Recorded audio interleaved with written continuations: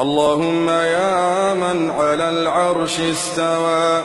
يا من خلق فسوى وقدر فهدى، وأعطى كل شيء خلقه ثم هدى،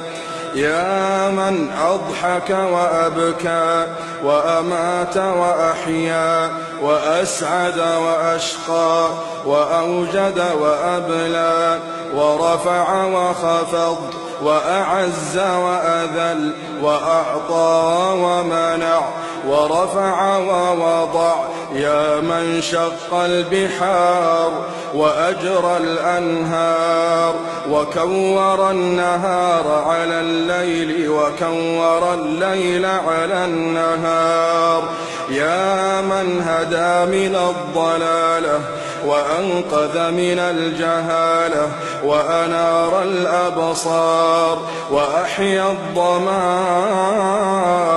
والأفكار، يا من تسمع كلامنا وترى مكاننا وتعلم سرنا وعلانيتنا، لا يخفى عليك شيء من أمرنا، نحن البؤساء الفقراء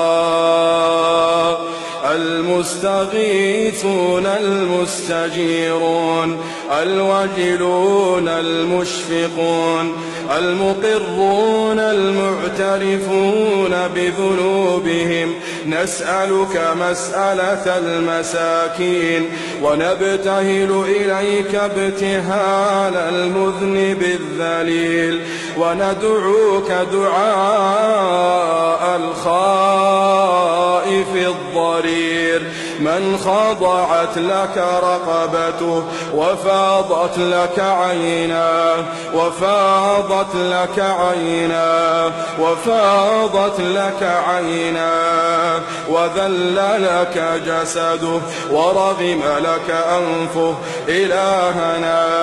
إلهنا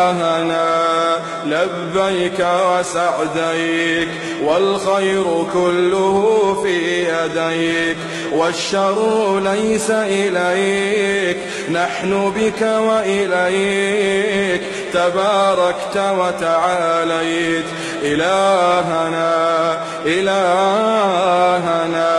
ذكرك قوت القلوب وقرة العيون وسرور النفوس وروح الحياة وحياة الروح، تبارك الذي من خشيته تتجافى عن المضاجع الجنوب